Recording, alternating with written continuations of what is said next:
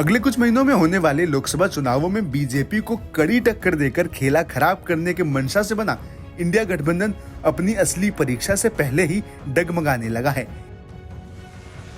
गठबंधन में सबसे पहले बगावती तेवर अपनाने वाली ममता दीदी इन दिनों कांग्रेस पर हमलावर हो गई हैं। पश्चिम बंगाल की मुख्यमंत्री ममता बनर्जी के सख्त तेवरों को देखते हुए अब इंडिया गठबंधन की एकता पर भी सवाल उठने लगे हैं। बंगाल में सीट शेयरिंग पर गतिरोध के बाद कांग्रेस टीएमसी के साथ सामंजस्य बिठाने की कोशिश कर रही है। इसके बावजूद ममता बनर्जी कांग्रेस को सीट देने को तैयार नहीं है। गौरतलब है कि ममता बनर्जी पहले ही अपनी पार्टी के अकेले चुनाव लड़ने के इरादे की घोषणा कर चुकी हैं।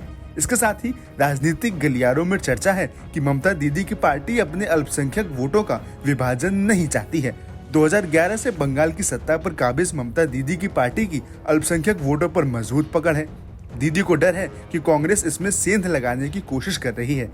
बीते 22 जनवरी को की गई रैली में भी ममता बनर्जी ने खुले तौर पर मुस्लिम मतदाताओं से कहा था कि टीएमसी के अलावा किसी अन्य पार्टी का समर्थन करके उन्हें अपना वोट बर्बाद नहीं करना चाहिए।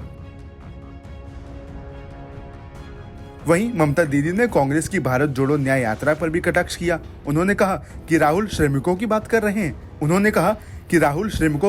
रहे हैं।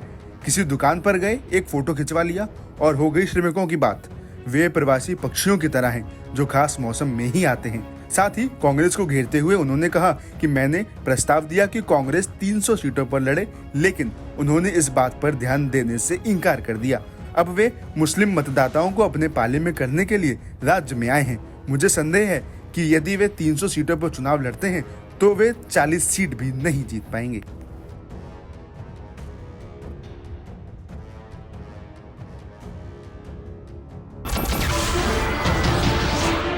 नमस्कार, मैं हूं मानक गुप्ता। अगर आपको हमारा ये वीडियो पसंद आया हो तो इसे लाइक और शेयर जरूर करें और हाँ, हमें सब्सक्राइब और फॉलो करना ना भूलें ताकि आप देश और दुनिया की कोई खबर मिस ना करें। तो जुड़े रहिए हमारे साथ और देखते रहिए न्यूज़ 24।